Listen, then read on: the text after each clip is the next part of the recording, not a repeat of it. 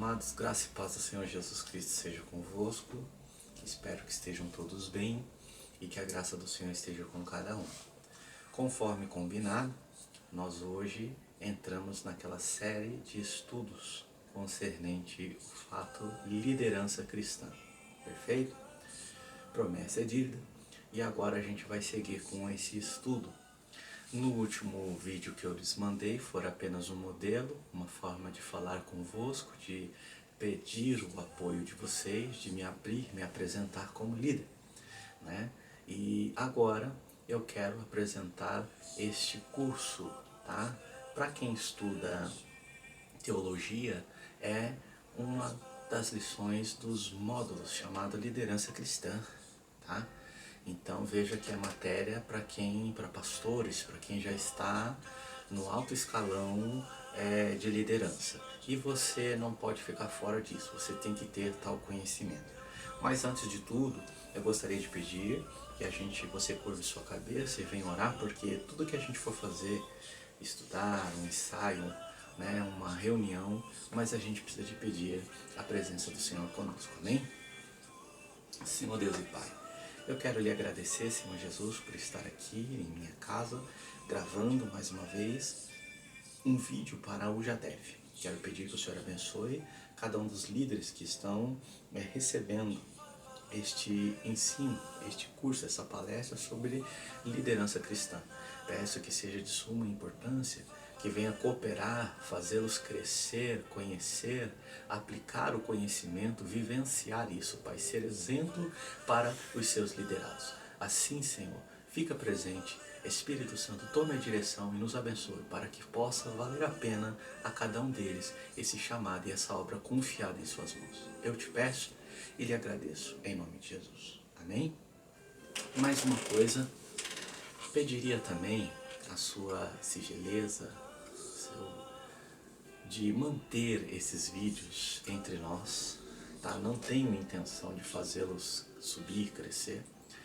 Embora, devido ao tamanho que eles ficam, eu não consigo mandar direto pelo WhatsApp. Então a gente tem que jogar para o YouTube, converter, e aí ele entra como um link e vocês conseguem visualizar. Tá? É uma facilidade que temos, porém eu peço a gentileza, senão eu mesmo deixaria aberto lá no YouTube, e não está, tá? É preparado para vocês. Fechado? Assim sendo, vamos lá? Bom, liderança cristã. Se possível, uma canetinha, um papel aí, uma agenda, faça algumas anotações, tá? Algumas perguntas que eu lhe farei, anote, responda, depois conflite e vamos aprender, tá? Bom, o tema liderança, numa apresentação, todo o material, né, quando eu ministro, eu tenho meu material próprio, mas é lógico, eu utilizo-me de referências bibliográficas e outras entre elas, e eu pego um dos líderes que nesse exato momento ele tem ascendido. Todo mundo ouviu falar sobre Billy Graham, o maior evangelista da história, descansou no Senhor ano passado e nos deixou um alto legado, nos mostrando o que é fazer evangelismo em missão.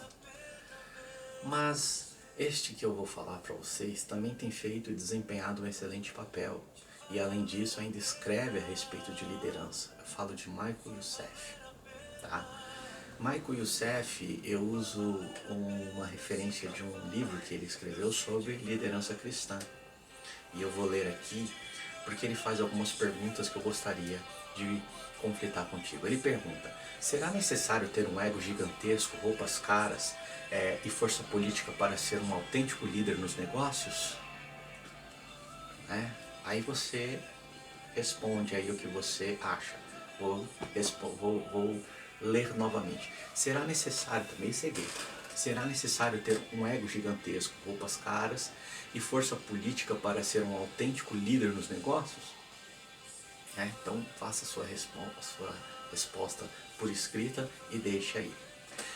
Depois ele continua dizendo assim, você precisa ter um diploma de seminário e ser bem eloquente para ser de fato o líder da sua igreja? Você já parou para pensar nisso? Te pediram. Eu fui líder pela primeira vez em 2009. 2009? Não, 99. Eu tinha 19 anos. E agora que eu sabe?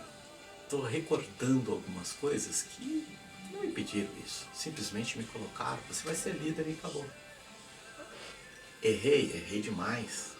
Agora eu respondendo essa pergunta, eu colocaria, às vezes seria melhor que eu tivesse, porque o que eu fiz, os erros que eu cometi, mas a igreja não cobra. A igreja não exige. Mas, e você? Se prepara?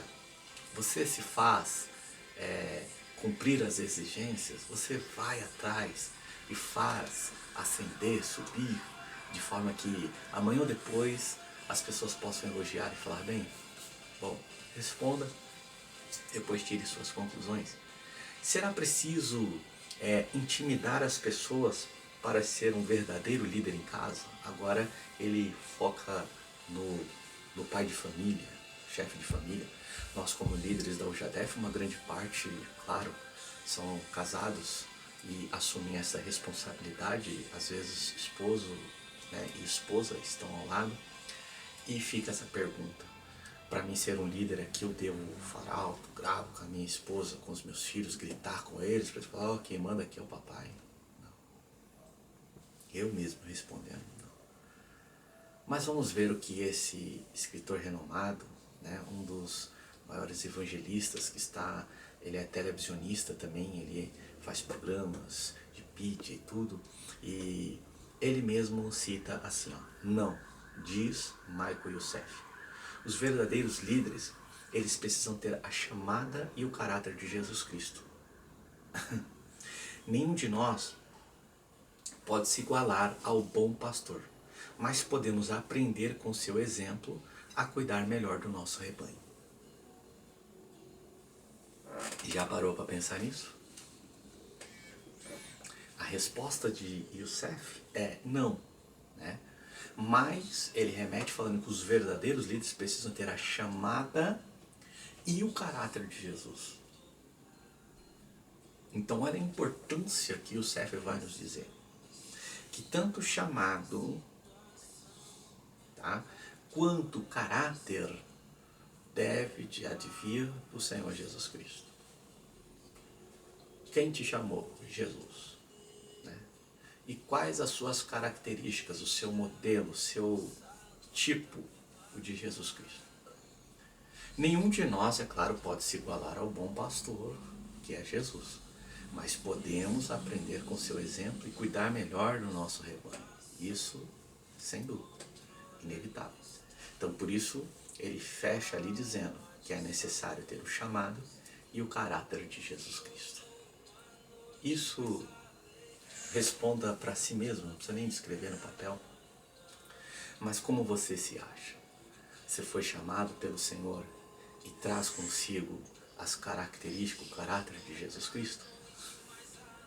Eu vou ler ainda um trecho do que Youssef vai falar.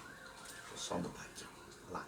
O próprio Youssef, executivo em uma organização cujo ministério se estende por todo o mundo, tem estudado o que dizem os evangelhos, Mateus, Marcos, Lucas e João, no intuito de descobrir o estilo de liderança que Jesus nos legou como modelo. Em seu livro, ele aponta para várias características presentes na vida de Jesus que todo líder precisa de ter. Então, liderança cristã de Youssef, ele foca lá dizendo que em seu livro, ele mostra várias características que é necessário que o líder tenha. Tá? Então, tomando por base da vida de Jesus, Youssef, ele mostra o seguinte, ó, como os líderes devem enfrentar as tentações e as pressões, tá? Lidar com o ego, a ira, a solidão, os incrédulos que nos cercam, as críticas, isso é muito complicado, o uso do poder, acabei de falar lá sobre o autoritarismo, e também como passar para outros a tocha da liderança. E isso é muito importante. Mais cedo ou mais tarde, querido, é inevitável, eu preciso lhe dizer essa tocha que está na sua mão vai ser passada a outra pessoa. E quando isso acontecer, a diferença vai ser a seguinte: ou a tocha foi tirada da sua mão por ineficiência e está sendo dada a outra para trabalhar porque você não trabalhou, ou você fez um excelente trabalho, mas agora está sendo promovido e agora tem que outro exercer o seu lugar, ou você está mudando de lugar, ou não pode mais exercer e agora outra pessoa terá que exercer o seu lugar.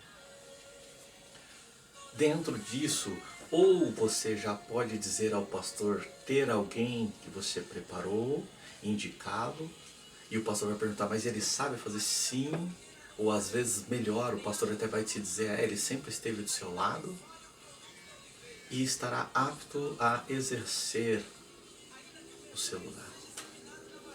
E isso não pode ser visto como algo de ciúmes, isso não pode ser visto como meios onde a pessoa vai se preocupar e dizer assim, não, eu não quero. Meu querido, cargo não é vitalício. A obra de Deus, ela é de glória em glória, é degrauzinho em degrau. Muitas coisas que acontecem em nossa vida têm os objetivos e propósitos de Deus. Eu estava exatamente imaginando isso. Eu saí de Itaquaquecetuba e eu tive que deixar, eu entreguei em primeiro lugar, eu entreguei o meu cargo como superintendente da Escola Bíblica Dominical, continuei dando aula, mas aí o trabalho na época apertou e as horas extras eu não podia ir, aí eu entreguei também, parei de dar aula. Aí fiquei só na coordenação dos adolescentes do EAD, junto com o Carlos Alberto, conhecido como Beto. E de repente até ali eu me vi impossibilitado, porque eu também representava o pastor nas congregações, junto com a minha esposa, porque Itaquá tinha na época 100 congregações, e às vezes nós tínhamos que ir nos círculos de oração, que Itaquá não abriam mão, quem dirigiam eram os pastores, então ia alguém representá-lo, quase sempre eu e minha esposa. Ela por ser a regente setorial e eu por representar o pastor. Aí chegou o momento que eu também tive que dizer para o Carlos Alberto, também estou saindo e deixando o EAD. Com tristeza e às vezes pesar, pensamos, coração, porque amávamos tudo que fazíamos, mas já começou a vir um desejo no coração e falou assim, temos que atravessar, não é nem atravessar, parar de atravessar a Macedônia, porque na verdade nós atravessávamos a Macedônia, íamos longe para servir a Deus, morando aqui tão perto, 5 minutos de Ferraz da sede. Então já sentíamos essa necessidade para estar aqui fazendo o melhor trabalho. Agora, ao chegar aqui, não queríamos de forma alguma tomar, pelo contrário. Cheguei quietinho, nunca falei quem era, o que fazia, mas é aquilo que você é. Um dia chega ao ouvido, um dia as pessoas irão ver ou alguém vai falar.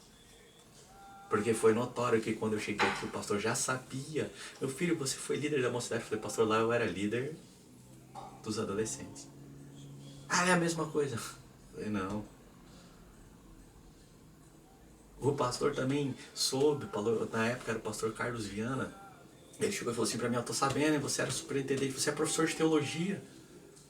Eu falei, como? Eu não coloco em minha testa, eu não escrevo.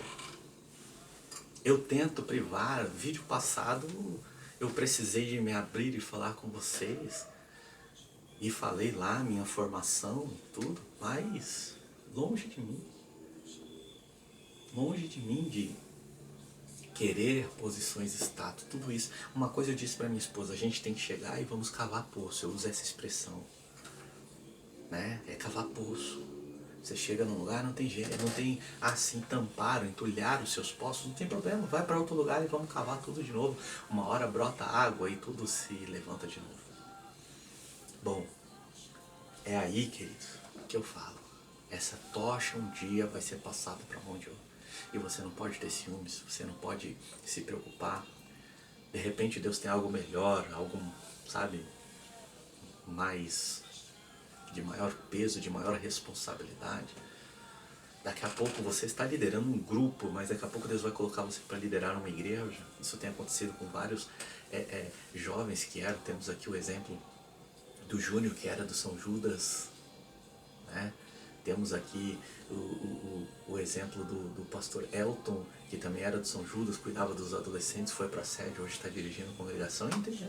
Vários. São vários exemplos, vários homens de Deus.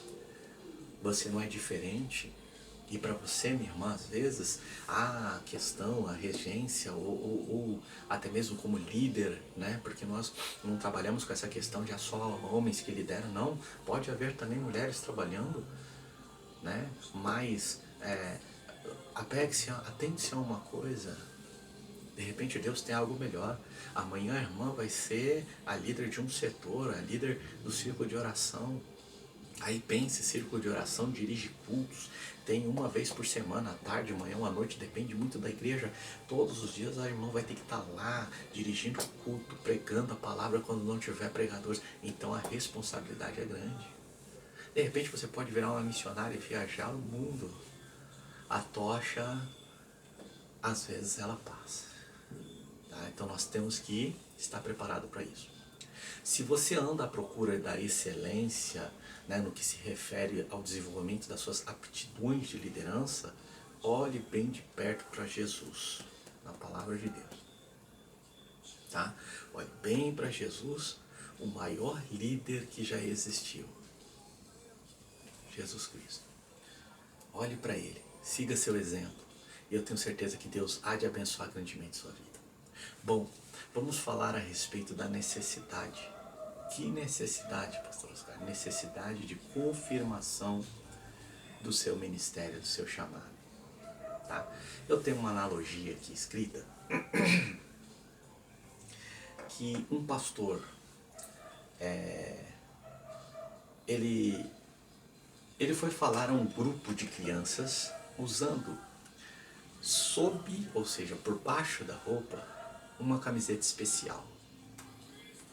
Tá? Em dado momento, ele anunciou: tenho uma coisa para contar a vocês. Grupo de crianças pararam, ficaram olhando. O que o tio vai falar? O que ele tem para contar? O pastor tem uma novidade para nos mostrar. O que será que é? E naquele momento em que ele fala, né, dado momento, ele anunciou: tem uma coisa para contar a vocês. Uma coisa que eu nunca disse a ninguém em toda a minha vida. Tantas crianças ficaram, né, num gesto rápido, ele abriu a camiseta. Quando ele abre a camiseta, ele vai avisar, né? Ele expõe a camiseta afirmando: eu sou o super-homem. Pensa naquela criançada olhando para o pastor, alguns perplexos, com os olhos abertos. Realmente a camiseta era do Superman. E agora ele está anunciando: eu sou o super-homem. As crianças acharam graças e por fim, uma delas, sempre tem uma, né? Uma delas desabafou. Na verdade, desafiou, né? Se o Senhor é o super-homem, então voe até o teto. O pastor então ele continuou explicando-lhes que muita gente afirma ser isto ou aquilo. Mas acrescentou que o problema é que, tendo afirmado que somos alguma coisa, como ele próprio afirmou ser o super-homem, é preciso provar que é. Fica aí um princípio moral pra gente, que às vezes o que falamos não é o que demonstramos, ou o que falamos ser, não conseguimos demonstrar quem somos. Tá? Então, com relação à liderança, acontece a mesma coisa. Por isso, aplicar essa analogia logo no começo. Porque tudo que nós dizemos ser, nós temos que provar. Disseram-me que você é professor de teologia. Sim, eu sou. Aí tem que ir lá e provar sobre documentação, licenciatura, mestrado, todo documento para que você possa exercer. Disseram-me que você é pastor, credencial, vamos lá. Disseram-me que você liderava a mocidade. Não, era os jovens, era os adolescentes, desculpa. Mas tudo há como provar. Então é baseado nisso que houve um culto, inclusive até festa da própria, eu não sei dizer a sigla deles, acho que é CADEF, né? Dos próprios adolescentes, e quem veio aqui, um dos líderes, e aí os líderes foi lá e falou assim, olha, ele era nosso líder lá, e deu boas referências e exemplos. Então aplico essa analogia ao que vamos falar hoje, liderança cristã. Não basta eu dizer que sou, tenho que provar.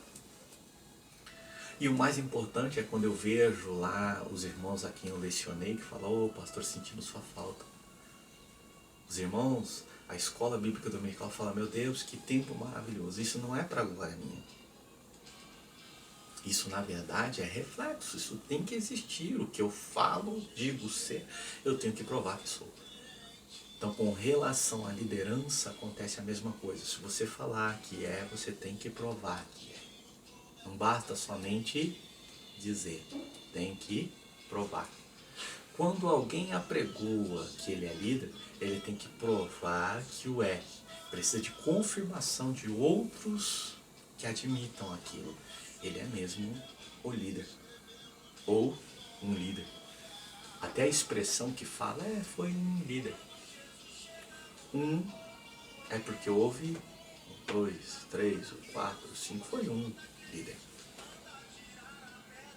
Agora o melhor é quando alguém olha e fala assim, olha, ele foi o líder. Artigo que define o. Esse outro está definindo que foi especial, foi marcante, foi diferencial. O próprio Jesus, ele teve que comprovar a sua condição antes que os outros o seguissem. Não foi assim, já chegar a ser seguido. As pessoas ficaram olhando, observando ele primeiro. E depois que alguns o reconheceram como Messias prometido, passaram a testemunhar e confirmar sua messianidade. Então foram analisar primeiro ele, o que ele fala que é o Messias, vamos ver o que fala sobre o Messias. Tá? Então há essas necessidades da confirmação. Então se o próprio Jesus precisou de ser reconhecido, não vai ser diferente a mim e a você. O Evangelho de João, ele nos mostra que Jesus estava dando provas daquilo que afirmava acerca de si mesmo. Não dando maior ênfase aos seus milagres. Pode ver que João conta poucos milagres. Diferente de Mateus, Marcos, Lucas, João tem menos milagres. E ele foca mais em mostrar quem eu sou. Por isso lá você vai ouvir, eu sou o pão da vida, eu sou o caminho, eu sou a porta, eu sou a vida. Eu sou o Filho de Deus, tá? Por isso, porque João mostra essa verdade pra gente, em que Jesus vai revelar, vai mostrar ser aquilo de quem as Escrituras disse. Vamos pegar um texto aqui pra gente confirmar o que estamos falando. E eu vi esses dias um irmão até pregando, e achei interessante, que é Malaquias capítulo 4, que os próprios discípulos um dia chegaram e falaram assim, mestre, por certo eles ouviram, os fariseus, os doutores da lei discutindo, e por certo escutaram. E os doutores da lei parecem-me, pelo que a gente lê no texto, que dizia mais ou menos assim, não pode ser ele o Messias, porque antes do Messias virá Elias. E Elias ainda não veio. Os discípulos, ao escutarem aquilo, se aproximaram e numa primeira oportunidade chegaram e disseram, mestre, é verdade que a lei nos diz, os profetas nos dizem que antes que o Messias viesse, seria necessário vir Elias. Aí Jesus olha para eles e fala assim, sim, é verdade. E aí Jesus vai falar assim, não só é verdade, como ele já veio. Veio e o mataram, fizeram dele caso tiraram sua própria vida, e farão comigo também.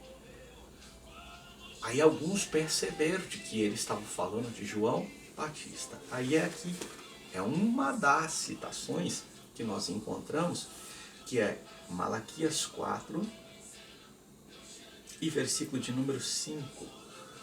Tá? Ele vai falar assim, ó: eis que eu vos enviarei o profeta Elias, antes que venha o grande e terrível dia do Senhor. Ele converterá o coração dos pais aos filhos e o coração dos filhos a seus pais, para que eu não venha e fira a terra com maldição. Aqui é uma das profecias, e eu vou falar sobre Malaquias, falando sobre o precursor, alguém que viria anunciar e preparar o caminho, antes que viesse o Messias. É justamente a conversa que eles estavam tendo e que falavam, não pode ser ele, porque antes virá. E agora Jesus explica e deixa bem claro para eles que, na verdade, o Elias de quem as Escrituras falam já tinha vindo, porém o seu nome não era Elias. E as pessoas atrelam muito isso, o nome. Tem que vir Elias, tem que vir Elias. Note que na cruz, quando Jesus clama Eli, Eli, pararam e disseram, ele chama por Elias. E não era bem esse o ponto. Porque quando a gente fala a respeito deste assunto, nós temos que atrelar a seguinte frase. Ao contexto, quem era Elias? Qual era o ministério de Elias? Profeta. Servo do Deus Altíssimo, que fala, que apregou a verdade, que anuncia aquilo que Deus lhe manda. Qual é o chamado de João Batista? Profeta, aquele que vai anunciar, aquele que vai preparar o caminho, ou seja, indiferente do nome, ele é o próprio Elias. Não me recordo em qual dos evangelhos, acho que Marcos deixa bem claro que ele era o João Batista. Essa promessa foi feita a ele. O próprio João vai falar que eu sou a voz do que clama no deserto, uma profecia feita no Antigo Testamento. Bom, há muitos outros textos que podem deixar isso bem claro. E que fora profetizado. E Jesus agora vai mostrar que ele é, a sua messianidade é verdadeira. Então o Evangelho de João, ele vai nos mostrar provas acerca de Jesus.